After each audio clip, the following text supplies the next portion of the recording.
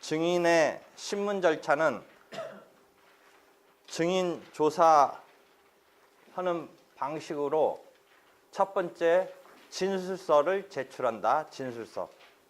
주신문하는 측은 어차피 불러서 처음에 뭐 이렇게 기본적인 인적 관계 같은 걸로 시작해서 물어볼 거라면 그것까지는 신문 방식으로 이렇게 하지 말고 써갖고 와라. 진술서를 써갖고 와라. 그래서 증인 진술서를 활용을 해요. 그 다음에 여러분이 이제 종래부터 우리가 제일 해왔던 게 신문 방식이죠. 신문사항을 내는 거예요. 신문사항을 작성해서 내는 거예요. 그렇게 해서 그것에 입각해서 물어보는 거예요. 근데 그 신문사항을 yes, no식의 답이 나오게 물어보면 안 되고 원래는 증인의 자유스러운 이 진술로부터 이 판단 자료를 끄집어낼 수 있는 이 신문사항을 적어내야 되는데 보통은 어떻게 해요? 질문 자체가 그 증인의 증언으로 나올 얘기를 문장으로 만들어서 그런 일이 있지요. 이런 식으로 물어보는 거가 일반적인데 사실은 그러지 말라는 거지.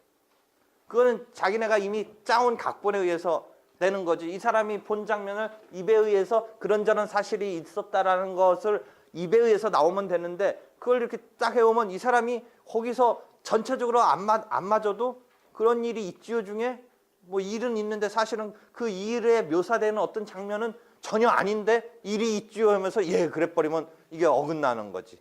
그러니까 yes, no식으로 하면 안 된다라는 건데 실제는 그냥 요거는 내용을 이 증인이 제대로 진술을 잘 못한다 이런 상황도 있기 때문에 질문형으로 확 던져버리면 그게 왜곡될 수는 있는데 하여튼 그런 식으로도 많이 실제 해요. 그래서 반대 당사자 입장에서는 그게 이제 유도신문으로 갈 수도 있거든요. 슬슬 그쪽으로 자기네 원하는 정보 쪽으로 막 유도해 가는 거예요. 어떤 판단이라든지 막 이런 것까지 끼어들어가면서 실제 어떤 문장 중에 일부는 맞지만 사실은 오히려 중요한 포인트만은 슬쩍 넘어가면서 그게 맞다라고 하는 이런 상황으로 가는 거죠. 그러니까 어떤 일부분은 맞는데 그 앞에 묘사되고 있는 어떤 그 과정이 사실은 아닌데 쓱 전체적인 구절로 그런 일이 있죠. 이렇게 되는 뭐 이런 상황으로도 몰고 가고 그래서 유도신문은 주신문의 경우는 하면 안 된다라고 되어 있어요. 반대신문은 필요에 따라서 할 수밖에 없는데 주신문의 경우는 안 돼요. 그 다음에 이런 증인신문사항 제출 방식 다음에 서면에 의한 증언 방식이 있어요. 그러니까 첫 번째 증인 진술서를 제출하는 방식과 세 번째 서면에 의한 증언 방식이 혹시 헷갈리는데 세 번째 서면에 의한 증언 방식은 출석해서 증언을 해야 되는데 그렇지 않고 서면으로 증언을 하는 거예요. 그래서 서면에 의한 경우와 증인 진술서 방식을 차이를 알아야 돼요. 증인 진술서는 문서로서 진술서가 제출된 거고 서면에 의한 증언은 서면으로 냈지만 증언한 것처럼 보는 거예요. 그러니까 서면에 의한 증언은 증언이고 진술서로 낸 거는 서증으로 조사를 그게 본인이 작성한 건지가 한번 거친 다음에 거기에 기재된 내용을 사실 인정에 기초로 해야 된다. 그 차이는 있어요. 서면에 의한 증언은 뭐 일회성인 말, 진단서 같은 거 의사가 작성해 준 게 맞냐? 이거 하러 법정에 출석하는 이런 불편함 등이 있을 때는 서면으로 해서 맞다. 자기가 진술서 자기가 그러니까 그 진단서 작성한 거 맞다. 뭐 이런 정도는 그냥 서면으로 해도 된다. 법정에 와서 굳이 그걸 탄핵까지 하면서 할 거가 아니라면 그게 뭐 위조됐냐 안 되냐가 첨예하게 뭐 핵심의 이 사건에 관계되는 게 아니라 그냥 부차적인 것이라서 그냥 서면으로 진단서 맞다고 하면 뭐 그 내용은 큰 싸움이 뭐 판단에 의해서 하는 거고 그 작성 자체를 둘러싸고 싸움이 크게 없다면 그냥 작성한 건 맞다. 이런 거는 그냥 서면으로 해서 증언해도 되지 않느냐 뭐 이런 거예요. 그래서 그런 세 가지 방식이 있다라는 것이죠. 그 다음에 이런 증인신문은 교신문 방식으로 한다. 신청한 자가 주신문, 반대측이 반대신문을 하고 그 다음에 재판부가 보충신문을 하는데 그때는 보충이라는 의미가 그러니까 주신문, 반대신문 하고 보충적인 의미에서 신문한다는 건데 도중에 개입신문도 할 수 있다. 중간에 끼어들어서 개입신문도 할 수 있다. 라는 것이죠. 근데 기본적인 틀은 교신문이라는 거죠. 이렇게 교차로 해서 하는 신문이다. 그런 신문 방식에 대한 것 등이 설명됐고, 그 다음에 두 번째 인적 증거 방법으로서 감정에 대한 설명이 되네요. 증인과 감정인의 차이는 대체성이 있냐 없냐가 중요한 차이라고 그랬죠. 그 대체성이 있다 없다로서 나오는 파생적인 절차는 증인은 아까 또는 전에 만약 안 나오면 강제로라도 증언을 시킬 수 있는, 구인을 시킨다든지 최악의 경우 감치 당한다든지 이런 건데, 대체적인 이 수단이 있냐 없냐에 있어서 다른 감정인의 경우는 굳이 못하겠다 안 하겠다라면 그 구인까지 시킬 필요 있어요 없어요? 없죠. 딴 대체하는 게 있으니까. 그러니까 구인 제도는 이쪽 감정인은 없다라는 거죠. 구인 불가능하다라는 거죠. 그죠? 그다음에 증인의 경우는 그 대체성이 없으니까 그 사람이 싫다 좋다라는 기피해 가는 규정의 상황을 설정하지 않고 있어요. 그런데 감정인은 그 사람이 못마땅하면 이유가 맞다면 기피할 수도 있어요. 뭐 받아줄지 안 할지는 그 다음이지만. 그러니까 기피라는 이런 개념을 도입하고 있는 거예요. 규정이 있는 거죠. 감정인은 대체성이 있기 때문에. 증인은 대체성이 없으니까 그 사람 기피해버리면 그걸 증명할 수 있는 수단이 없어지니까 그런 규정을 두고 있지 않죠. 그죠? 감치 얘기니까, 감치는 느낌은 알겠죠. 가둬두는 건데 뭐 이제 구속시키는 신체의 어떤 뭐 형벌은 아니지만 그런 어떤 질서벌적인 건데, 어제도 또 뭐 하나 나온 거 재밌던데, 핸드폰 울렸다가 4일간 감치당하는 재판장이 나랑 대학교 동기인데 열받았나 보더라고. 그냥 웬만하면 봐줄 것 같은데 뭔가 말을 되게 안 들었나 감치시켜버렸어. 하여튼 변호사가 감치되는 경우 몇 년 전에 희한하게 대들다가 판사한테 변호사가 그냥 감치시켰어. 근데 변호사협회가 막 들고 일어났어. 정당한 변론권인데 판사가 이상했다고. 변호사가 막 뿔따구를 좀 냈어. 왜 증거 신청을 안 받아주냐고. 자기는 뭐 이런 거 좀 더 조사 좀 해달라는 취지로 했는데, 판사가 뭐 쓸데없는 거 다 끝났는데 왜 그러냐 뭐 이런 식으로 됐나 봐. 그러다가 변호사가 막 좀 뿔따구 냈나 봐. 그러니까 판사도 이제 또 권위도 있고 그러니까 변호사한테 그냥 현장에서 감방 보내버렸어. 감치시켜버렸어. 그래가지고 변호사협회가 또 난리치고 한번 그런 적도 있었는데, 잘 안 나오는 건데 감치가 나왔어. 그래서 뉴스거리가 됐네. 그런 차이를 이해하라고 그랬죠. 그래서 감정은 이 목격한 사실 그 자체를 보고하는 게 아니라 경험과 학식의 바탕을 둔 판단을 보고하는 거죠. 저번 때 그래서 감정 어떤 거 이야기했어요? 신체 감정 이런 거, 또는 뭐 도장이나 필적 감정한다 이런 거 할 때 우리가 감정이란 말이 입에 배서 나오죠. 그러니까 감정이 뭔지 알겠죠. 그 감정인이, 사실은 감정인도 증인처럼 와서 신문을 받는 거가 맞는 건데, 이 감정서를 제출하는, 서면으로 제출하는 이런 경우로 처리되는 경우도 많아요. 이 감정인은 판단자인 법관의 전문적 지식 같은 것의 부족함을 메꿔주는 거예요. 감정인은 증거 조사한 결과고 판단자가 그걸 그대로 100% 수용하는 건 아니지만, 이 판사 입장에서는 이게 필적이 똑같은 건지, 또는 신체 감정에서 어떤 부상 정도가 어떻게 평가할 수 있는지에 대한 것을 여기 도움을 받는 거죠. 그러니까 그렇지만 100% 구속력 있는 건 아니에요. 그래서 어떤 싸움이 벌어지냐면, 신체 감정을 했는데 그게 높게 나왔으면 가해자 측이 불만스럽겠죠. 신체 감정을 했는데 거의 부상이 없다, 뭐 이건 별것도 아니다, 후유증 원래 있었던 다른 그 중복으로 있었던 어떤 그것에 의한 거지, 기왕증이라고 하죠. 기왕증이지 이 사건으로 발생한 게 아니다 라는 식으로 나오면 누가 또 불만이겠어요? 피해 입었다고 주장하는 측에서 불만이죠. 그래서 재감정 신청하고 그래요. 그래서 재감정을 또 신청하면 다행히 받아주는데 거기서 안 받아주고 그냥 원래 감정 갖고 한다면 또 이쪽은 불만이죠. 재감정 한번 해보고 싶은 거죠. 근데 결국 그럼 끝없는 악순환이 되니까 판사 입장에서는 재감정 필요 없다라고 하는데, 이쪽은 그쪽 감정인이 뭔가 이상하다 뭐 이렇게 해서 또 재감정도 신청하고 하는데, 하여튼 감정 결과는 이 판단자의 전문적 지식 등의 부족함을 메꿔주는데 그것에 100% 구속되는 건 아니라는 거죠. 그렇지만 실제는 상당히 뭐 영향을 주겠죠. 그래서 거기 잠깐 보면 전문의원 제도라는 게 하나 생겼어요. 언제 그 이후에 2005년 언제에 2002년 개정 민사법 대개정이 있었던 그 시점 또 이후에 잠깐 이 전문의원 제도를 들어 넣었어요. 이거는 감정인하고는 조금 틀리죠. 증거 조사에 의한 게 아니고 약간 이 전문적인 지식에 대한 서포팅을 해주는 전문의원 제도를 두고 있다라는 것이 간단히 그 밑에 나오네요.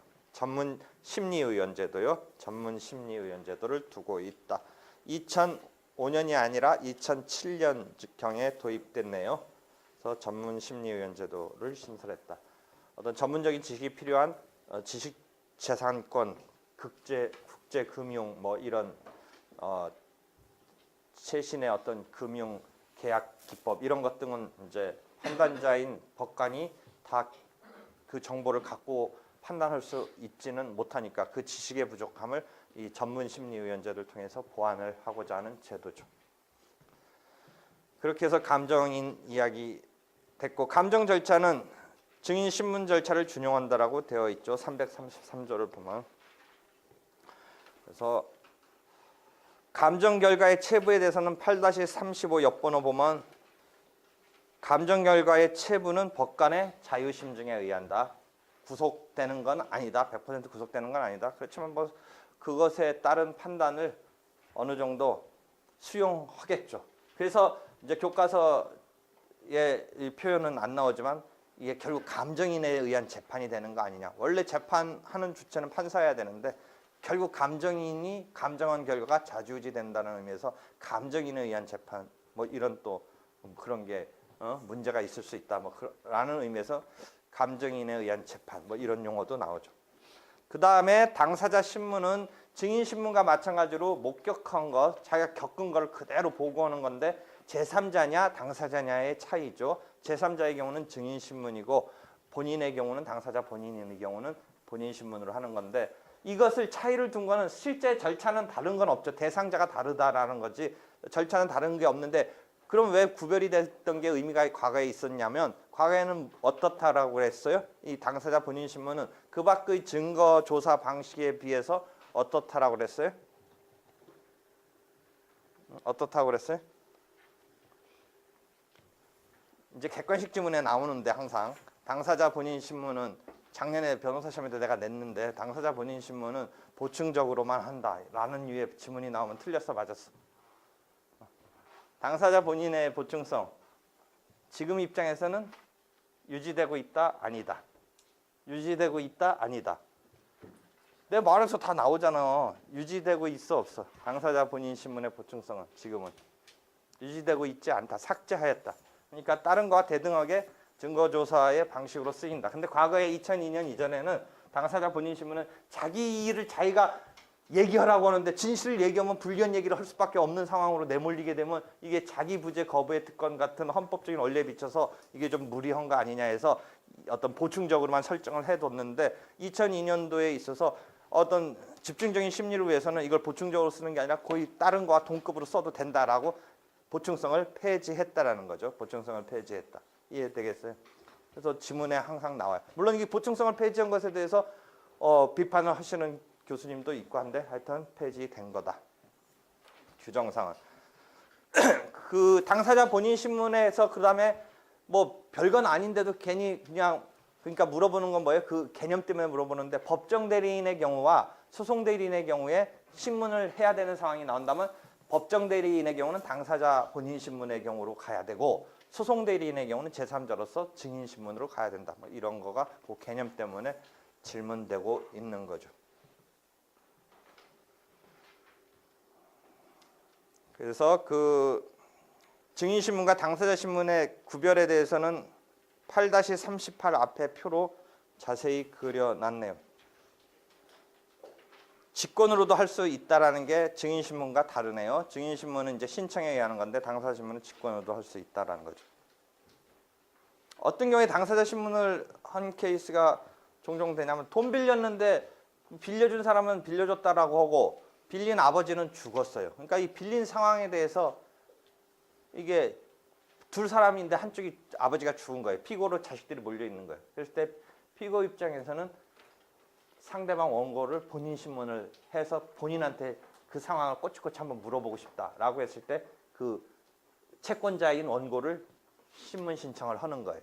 그러니까 지금 일단 차용증 같은 건 막 있어요. 그다음에 아버지가 죽었는데 자기 입장에서는 아버지가 이런 돈을 빌릴 상황에 몰린 적도 없고 도장은 찍혀 있긴 한데 뭔가 좀 찜찜해요. 차용증. 근데 그 상황에 대해서 알고 있는 그 상대방한테 뭔가 좀 이 신문을 해서 허점이라든지 이런 걸 끄집어내기 위해서 진짜 빌려준 상황을 자세히 잘 정확하게 이렇게 증언하는 와중에 뭔가 허점이 있다든지 지어내서 빌려줬다라고 하는 이런 상황을 찾아내려고 하는 거예요. 그러니까 그 아들 입장에서는 아버지가 그런 돈을 쓸 일도 없었는데 뭔가 지금 그런 돈이 왔으면 용도가 있었을 텐데 없이 막 5천만 원 이런 걸 빌렸다라고 하다가 지금 채권자로부터 날라온 거예요. 그랬을 때 본인 신문을 한번 신청해서 가타부타 빌려줬다라는 그 상황에 대한 것을 한번 따져볼 뭐 이럴 때 한번 신청해 볼 수는 있어요. 그렇게 해서 인적인 증거 조사에 대한 설명이 끝났고 서증에 대한 거는요. 문서의 기재 내용이 증거 조사에 되는 거예요. 근데 우리는 인적인 증거에서는 이 증거 능력이 있으면 이제 이것을 가지고 심증을 형성하는 거죠. 그래서 이 심증 형성하는 것을 증거력의 문제죠.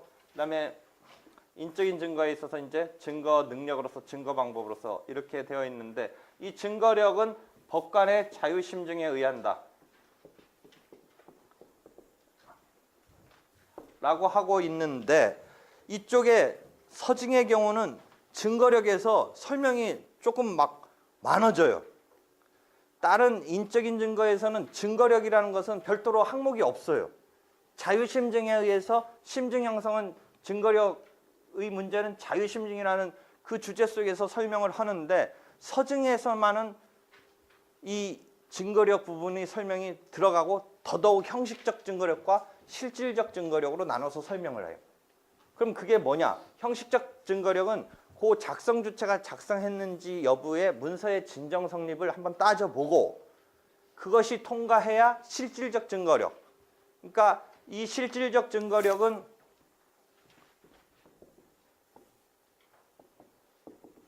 여기서 말하는 자유심증주의의 증거력 그 개념인데 서증의 경우는 그 실질적 증거력 굳이 구별하지 않고 딴 데서는 자유심증으로서의 증거력 그 개념에서만 따졌던 것이 여기서는 왜 하나 분화돼서 형식적 증거력이라는 것을 따지고 실질적 증거력으로 가는지는 이걸 이해해 보면 돼요. 이건 교과서에 안 나오는데 그냥 여러분은 공부하는 건데 이거예요.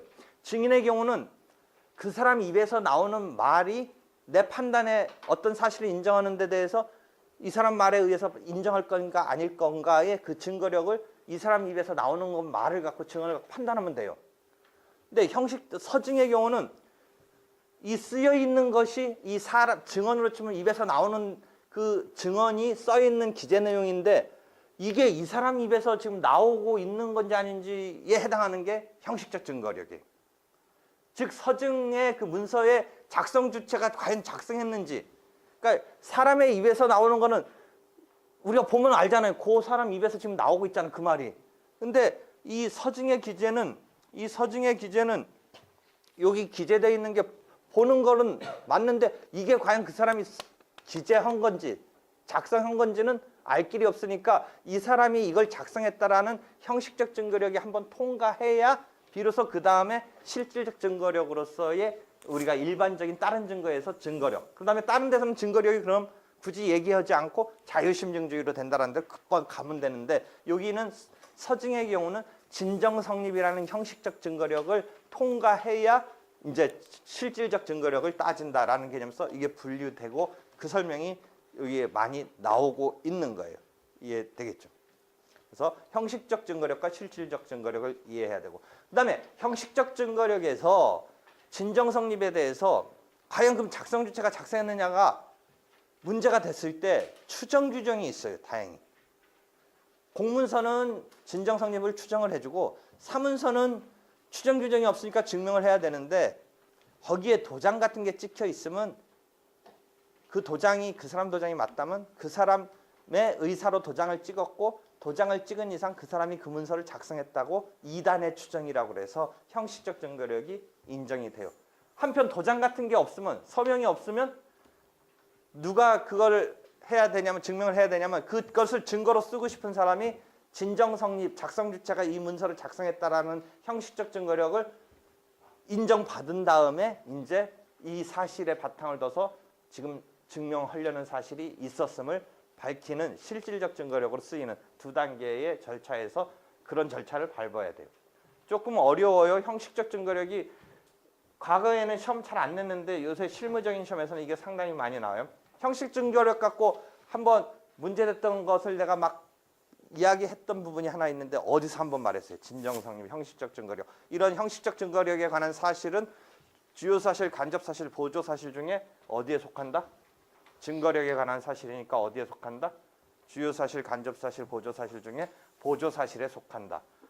변론주의는 주요 사실에만 적용이 있고 간접 사실이나 보조 사실은 변론주의에 적용이 없다. 물론 이론은 있지만 대체적인 입장은. 반면 보조 사실인 이 형식적 증거력에 대해서는 변론주의에 적용이 없다라면 자백의 구속력이 없는 건데 다만 형식적 증거력이라는 보조 사실은 자백의 구속력이 발생해서 함부로 철회할 수 없다. 그 부분에서 한번 이야기를 했어요. 되겠어요? 그래서 형식적 증거력을 읽어보면 이단의 추정 이런 말 좀 어려운 말이 나오는데 별건 아니에요. 공문서면 그냥 추정이 돼요. 진정성립이. 사문서는 거기에 서명이나 날인 같은 게 없으면 증명을 해야 되는데 요행이 서명이나 날인이 있으면 그 사람의 서명 날인이 맞다면 그 사람이 이것을 갖다가 의사로 작성했다. 자기가 작성을 의사로 했다라는 거 플러스 그래서 이제 진정성립이 인정된다는 이단의 추정에 의해서 형식적 증거력이 충족이 돼요. 그 다음에 그것을 믿느냐 마느냐는 이제 판사의 실질적 증거력인데 그 믿느냐 마느냐의 실질적 증거력은 이제 문서의 종류 중에 또 보고문서랑 처분문서라는 개념이 있는데 처분문서 등의 경우는 형식적 증거력이 있으면 특별한 사정이 없는 한 실질적 증거력은 판사가 특별히 이걸 못 믿겠다라는 말을 하지 않는 이상 그 작성 주체가 작성했던 형식적 증거력을 통과한다면 실질적 증거력은 특별한 사정이 없는 한 판사가 그대로 실질적으로 그런 사실이 있다라는 거 거기에 계약 내용이 체결된 내용대로 계약이 이루어졌다 등의 실질적 증거력 부분서 그대로 그런 사실을 인정해야 된다라는 그런 설명이 추가되고 있어요. 되겠죠? 이렇게 해서 증거력까지 설명이 됐고요. 그런데 이렇게 해서 이제 증명에 있어서 증거력이란 부분에서 판사한테 심증 형성을 주는데 그럼 그 증거를 갖다가 증거로 우리가 제출을 하면 돼요. 그래서 판사가 형식적 증거력과 실질적 증거력의 바탕하에 심증을 형성하면 되는데 그 문서가 불행히도 내가 입수할 수가 없어요. 내가 지금 막 주장하는 것을 뒷받침하는 증거로 쓰고 싶은데 이게 제3자 내지는 반대 당사자 수중에 있는 경우에 그러면 내가 뭐 형식적 증거력, 실질적 증거력 따져서 판사한테 이 심증을 형성하는 와중에 첫 단계인 이 증거로 제출을 할 수조차 없어요. 그랬을 때 제3자나 상대방한테 이 문서를 갖다가 제출을 시켜달라고 하는 그런 절차를 밟아야 돼요. 그런 경우에. 그것을 문서 제출 명령이라고 그래요. 그러니까 서증의 방법은 직접 그 문서가 자기가 갖고 있거나 입수할 수 있으면 입수해서 제출하면 돼요. 그러니까 자기 문서 또는 입수해서 제출하는 단계에서 그게 작성 주체가 작성했다는 형식적 증거력을 통과하고 그 기재 내용이 사실 인정에 쓰여서 실질적 증거력을 인정받아서 뭐 이렇게 하면 되는데 불행히도 그 문서를 자기가 갖고 있지 않거나 입수하지 못하거나 했을 때 어떻게 하느냐. 상대방 또는 제3자가 갖고 있는 문서에 대해서 법원에 제출을 명령을 시켜서 증거조사로 쓸 수 있는 제도가 문서 제출 명령 제도예요. 이 문서 제출 명령 제도에 있어서 저번 때 조금 얘기했어요. 거기에 어떤 개인의 프라이버시나 뭔가 비밀적인 사항이 담겨 있을 때 등등과 관련해서 공개심리주의 때 한번 설명을 했어요. 그랬을 때 그쪽이 그냥 제출을 거부하는 게 아니라 그런 프라이버시나 비밀 때문에 못 내겠다라고 했을 때의 그 양쪽의 상황을 절충시키기 위해서 그런 비밀을 보호해주기 위해서 비밀 보호하기 위한 절차가 인 카메라 절차 같은 뭐 그런 절차가 있다라고 그랬죠. 비밀을 보호해주는 그런 절차가 있다라고 했죠. 인 카메라 절차. 근데 상대방이 끝끝내 안 나오면 이거 어떻게 되느냐. 증인의 경우는 증인 의무가 일반 의무니까 막 구인하고 가태료 막 감치 막 이런 거로 시켜서 끝끝내 끌어낼 수 있다라고까지 가는데 이 경우는 문서는 제출을 안 해버리면 어떻게 했냐 이거죠. 나는 거기에 대한 정보로 내 사실 인정에 도움을 받고 싶은데 뭔가 캥겨서 그런지 거기서 안 내는 거예요. 상대방이 그걸 내면 불리하다고 생각하나 봐요. 뭔가 그거에 의해서. 그랬을 때 그 제출 안 하는 것은 어떻게 한다? 이쪽 증인으로 막 구인, 감치 막 이런 것을 생각해 본다면 여기서 비슷하게 하려면 어떻게 해야 됐어요? 이 사람들 갖고 있는 사람 막 어떻게든 강제로 뺏어온다 막 이런 개념도 생각할 수 있고 막 어떤 행정적인 처벌 비슷한 것으로 뭐 한다 이런 개념도 있을 수 있고 하는데 지금 어떻게 규율되어 있어요? 이 경우는 그런 일단 제출 의무의 대상이 되느냐 안 되느냐에서 제출 의무의 대상이 안 된다면 면제된다면 그런 문제로까지 갈 필요 없는데 그런 면제의 사유가 없는 대상으로서 제출 의무가 있는 문서인데 에 대해서 제출을 안 했을 때 어떻게 하느냐 이 문제에서 처리는 지금 조문을 찬찬히 보면 제3자가 제출 안 하는 경우와 상대방이 안 하는 경우를 구별해서 설명하고 조문에 규정하고 있어요. 그 이유는 제3자의 경우는 불이익을 매기는 것을 금전적으로밖에 못 매겨요. 제3자한테는. 이 소송의 관계자가 아니니까. 반면 반대 당사자한테는 어떤 불이익을 주냐면 법관의 심증 형성에 있어서 불리하게 판단할 수 있다. 그렇다고 해서 그게 상대방이 제출하지 않은 것을 그냥 그런 사실이 있다라고까지는 하지는 않아요. 그냥 그런 사실이 있다고까지는 하지 않지만 판단자인 법관이 그런 사실이 있다라고 심증을 형성하는 정도지 판사한테 그런 경우는 그런 사실이 있다라고 판단하라고까지는 하고 있지는 않아요. 그러니까 자유심증의 영역 내에서의 제재 아닌 제재밖에 못 줘요. 그러니까 상대방이 수중에 있는 문서를 제출하지 아니한다면 그러한 사실에 대한 어떤 법관의 심증의 영역에서의 문제 정도로 취급하는 거지 어떤 결정적으로 그런 사실이 있다, 없다 뭐 이런 식으로 하는 어떤 효과를 부여하고 있지는 않다. 아울러서 독일식은 아예 증명 책임을 전환을 해요. 내가 그 증명을 못하면 지게 생겼는데 어쩌서 안 내놓으니까 그러면 내가 말한 것이 내가 증명하는 게 아니라 거꾸로 그쪽이 그런 사실이 없다라고 증명하라는 식으로 증명 책임을 전환시키는 효과까지 주는 이런 제도도 있지만 우리는 그런 제도도 아니고 그냥 심증의 자유심증의 영역 내에서 처리하는 효과밖에 부여하고 있지 않아요.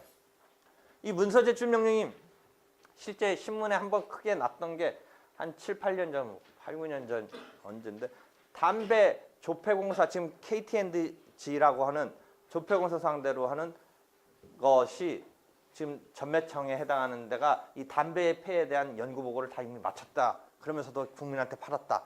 그다음에 그 핀 사람 중에 뭐 폐암으로 죽었다. 이제 이런 게 폐암 소송이잖아요.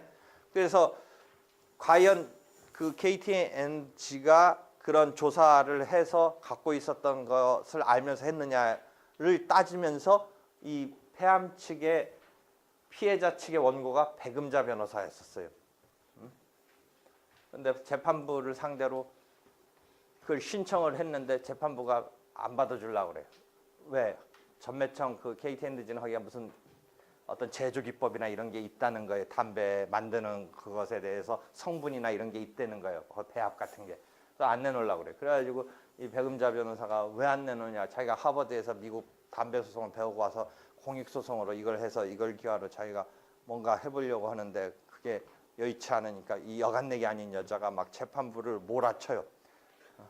근데 재판부도 또 여간내기 아닌 재판부에 막 그래가지고 이쪽은 이쪽대로 막 기피하고 저쪽은 저쪽대로 에이 더러워서 못하겠다고 막 싸움 났어요.